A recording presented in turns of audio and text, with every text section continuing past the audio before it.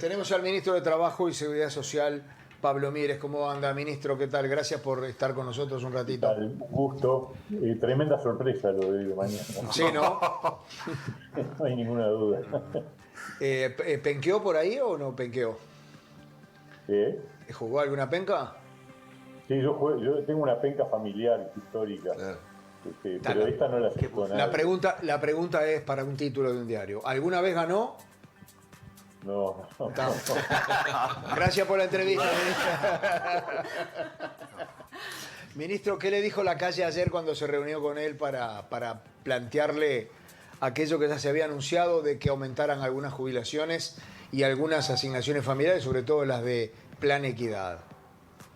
La verdad que lo recibió con muy buena disposición. Obviamente no esperábamos nosotros, ni era de imaginar que hubiera una respuesta inmediata. Era el momento en el que concretamente presentábamos la propuesta, pero hay sintonía en cuanto a la preocupación, sobre todo por un hecho que históricamente en Uruguay existe desde hace muchísimo tiempo. Yo siempre recuerdo aquel estudio de Juan Pablo Terra del año 89, donde por primera vez se estableció el nivel de pobreza en los niños. En aquel entonces era un 40%. 40% de los niños nacían en hogares pobres. En este momento la tasa de pobreza entre los niños es del 20%, es exactamente el doble que la pobreza a nivel nacional, que está en el 10%. Y por lo tanto, esa preocupación por medidas vinculadas a responder a la situación de los hogares con niños en situación de pobreza es compartida. Entonces nosotros estamos proponiendo una medida concreta con respecto a los niños, después otra con respecto a los jubilados, pero con respecto a los niños es aumentar de manera importante el valor de las asignaciones familiares correspondientes al plan de equidad, que corresponden a los hogares de menores ingresos y que al mismo tiempo son los que tienen más hijos, porque hay una coincidencia en que los hogares más pobres son donde hay más hijos por hogar. Y muchos de ellos con hogares monoparentales, con una mujer como jefa de hogar a cargo de varios hijos. Entonces, focalizar allí es una medida que tiene una gran ventaja, que tenemos claro que esos recursos van a donde realmente se necesitan. Bueno, por ahí fue un poco la conversación. El presidente nos transmitió que iba a dar una respuesta a la brevedad. O sea, yo pienso que en los próximos días vamos a tener alguna respuesta. La otra medida tiene que ver con las jubilaciones más bajas. Ustedes saben que en julio se dio un aumento de 3% de todas las jubilaciones a cuenta del aumento que va a darse siempre los primeros de enero de cada año. Y lo que nosotros estamos planteando es que en el caso de las jubilaciones más bajas no se le descuente el 3% que se otorgó a cuenta, es decir, que deje de ser a cuenta y que se incorpore como un aumento total. Bueno, esas dos medidas son las que están planteadas y bueno, en estos días tendremos respuesta de parte del presidente. La preocupación es compartida, después está el tema de cómo se puede hacer efectivo y hasta dónde existe margen para incorporar un gasto adicional, ¿no? ¿Está preparado, ministro, para que le diga que no? Yo creo que alguna respuesta va a haber, lo cual también estoy preparado para que no haya un sí a todo, ¿no es cierto? Eso me parece que es parte de lo lógico, porque del otro lado hay toda una preocupación razonable por mantener equilibrio en las cuentas públicas, de no generar gastos que después no puedan ser absorbidos razonablemente. Pero yo tengo la impresión de que hay una sintonía fuerte en cuanto a la importancia de dar respuestas en este nivel de realidad que refiere a los hogares de menores ingresos, ¿no? Nadie le quiere hacer una pregunta, ministro. Ministro, buenas tardes. Saliendo un poco de este tema, en las últimas horas se publicaron datos acerca de, por ejemplo, que bajaron los números de informalidad en el trabajo y algunos otros datos acerca del seguro de paro. Pero además también tenemos esta otra información de que más de 500.000 uruguayos estarían por debajo de los 15.000 pesos de salario. ¿Cómo manejamos estas dos informaciones? Sí, a ver, en primer lugar, efectivamente hemos tenido el dato de octubre. Los datos de octubre, tanto del seguro de paro como del mercado laboral en general a través de la encuesta de hogares, trajeron buenas noticias. En el seguro de paro hubo 6.000 trabajadores menos en el mes de octubre con respecto a septiembre. Esa es una cifra que lleva a 42.600 el número total de trabajadores en seguro de paro entre el seguro de paro total y el seguro de paro parcial. Es una cifra que para encontrar números similares hay que ir varios años atrás, antes de la pandemia. Y por otro lado, a nivel del mercado laboral se produjo una baja de la tasa de desempleo de 0,5, es decir, medio punto. Volvimos a estar por debajo del 8, es 7,8 en el mes de octubre. Ese es un dato positivo porque además hay que incluirlo dentro de un aumento de la tasa de empleo y de un aumento de la tasa de actividad. Todo eso es positivo, va en la línea de una mejora del mercado laboral, lo mismo que lo que tú decías, hay un 4% menos de informales que antes de la pandemia. Es decir, nosotros teníamos una tasa de informalidad del 25% y ya recuperado el mercado laboral de la pandemia, seguimos en una tasa ahora de entre el 20 y el 21%. Son datos positivos. En materia salarial, yo te diría que ese número de 500.000 trabajadores o asalariados que están por debajo de 15.000 pesos, lamentablemente es bastante parecido a datos que teníamos también antes de la pandemia. Estaban en ese orden. No es que haya empeorado, sin duda que es un nivel de ingresos insuficiente y que hay que trabajar fuerte para recuperar.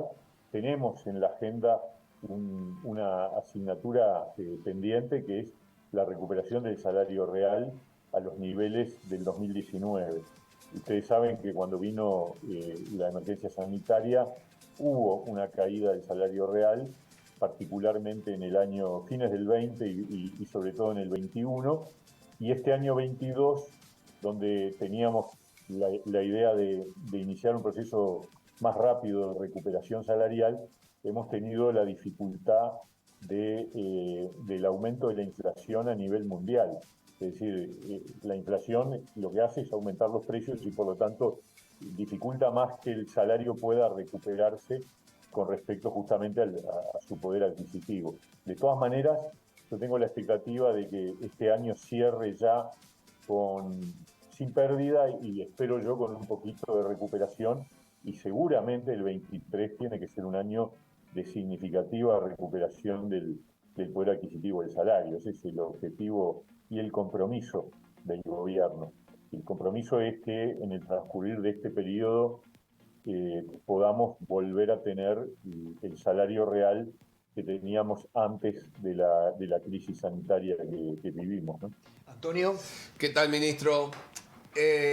No sé si llegó a escuchar las declaraciones de la ministra de Economía ayer, pero ella fue contundente con dos temas que yo quisiera que, si usted lo puede reafirmar o no.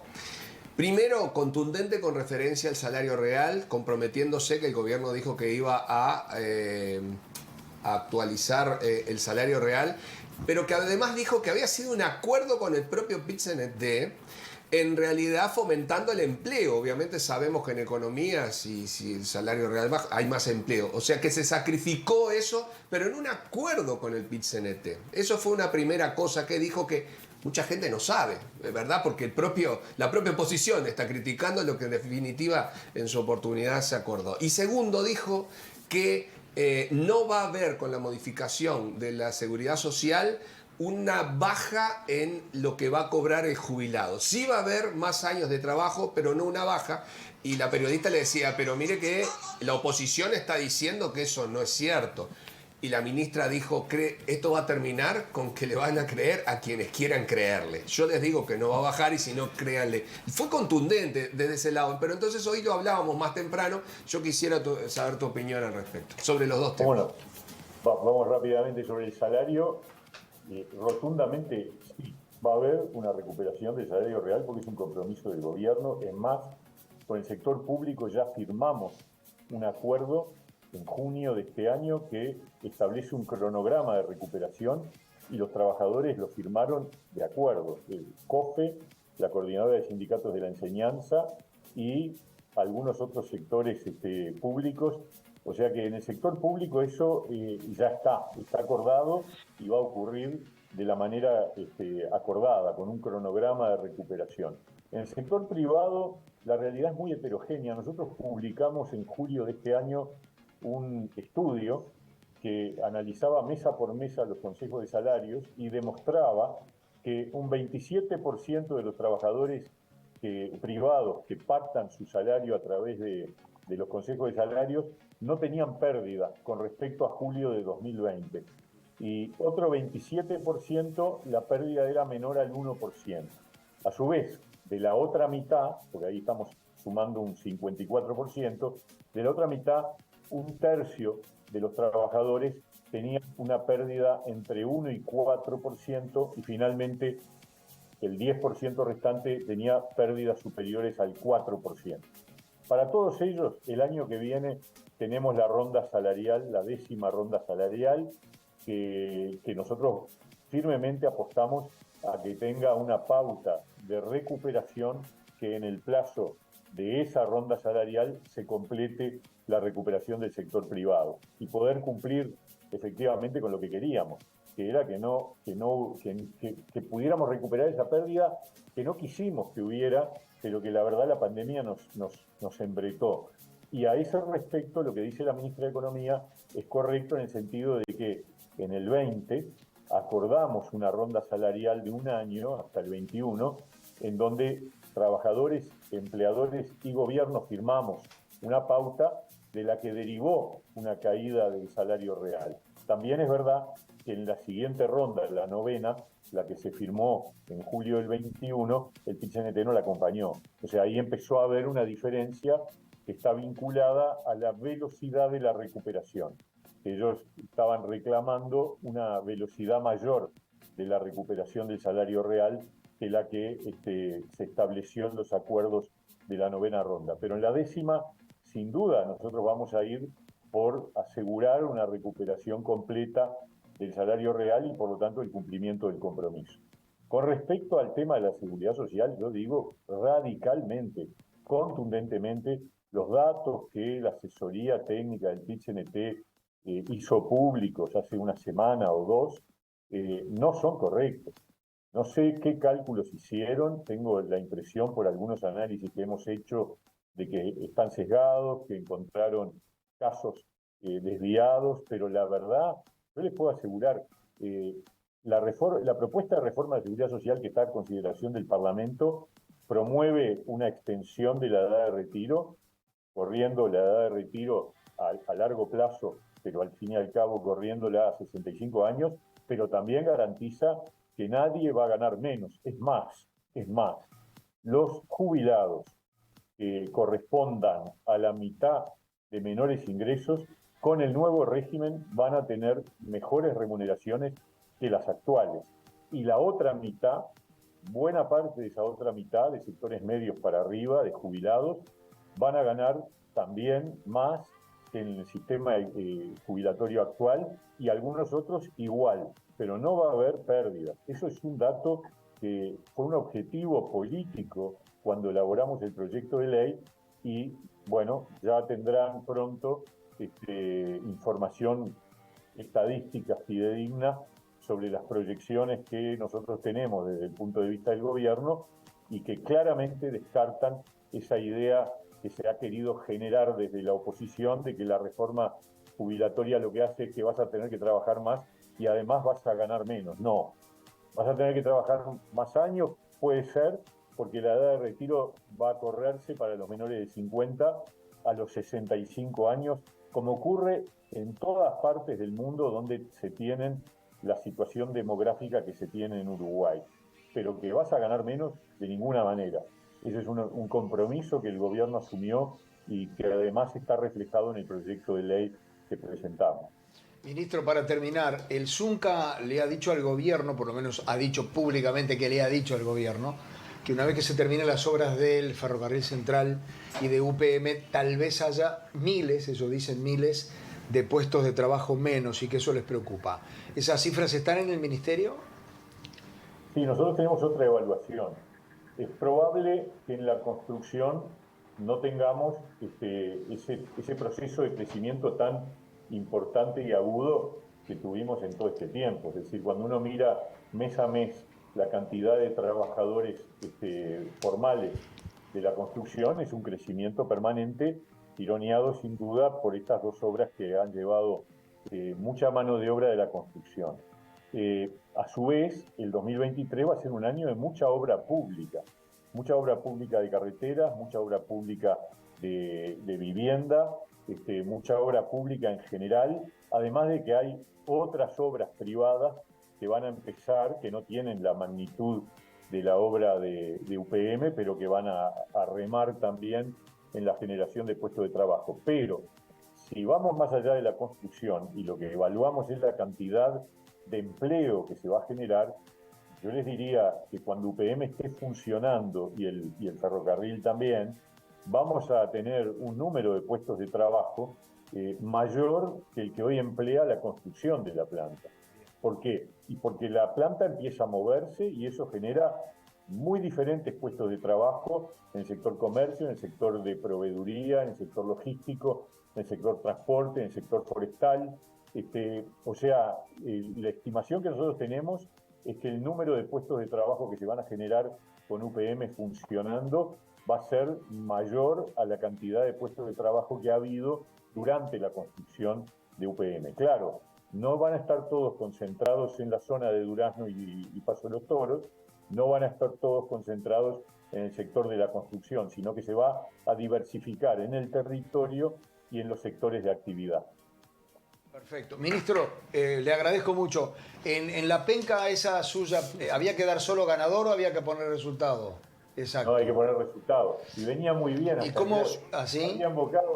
Había invocado 3 de los 4 resultados el domingo y ayer. ¿Qué resultado ¿Con puso goles hoy? también? Sí, ¿Con goles también? Con goles también. Con goles en 3 de los 4. Ahora Mieres dice que acertó Inglaterra, Irán y yo me caigo acá. No, Inglaterra, Irán acerté. Pero invocando 3 de los 4 va perdiendo. Pero Ecuador 2, Qatar 0, sí. 1-1 Inglaterra, Estados Unidos Gales, también. Sí. 2-0 el otro partido de ayer. Senegal, Holanda. Senegal-Holanda, 2-0. Pero es la que te da, es la penca que te da 8 puntos y invocas todo. Claro. Bueno, y la pregunta del millón, Pero ¿cómo entonces va sale ganando, Uruguay? ¿con 3 en 4? A Uruguay yo puse 2-1, vamos a ver. Apa. Sí, Bueno. vamos arriba. Gracias, ministro, por esto. En el 2010, 2-1. Ah, claro. Es verdad. Claro. 2-1. En el grupo que yo tengo, si fueron los resultados de Mieres, iría despegado primero, porque nosotros... Total. Sí. Pero Gracias. fue casualidad, porque hoy ya le erramos todo. ¿Qué pasa en el ministerio? ¿Qué pasa en el ministerio el jueves entre las 10 y las 12? Y bueno, va a haber una pantalla en la sala de actos. Ajá. Para los funcionarios que quieran estar. Nosotros vamos a estar ahí. Bien, perfecto. Sí, Gracias. vamos a hacer un alto en el trabajo. Gracias, ministro. Que pase bien. Chau, chau. Chau, chau.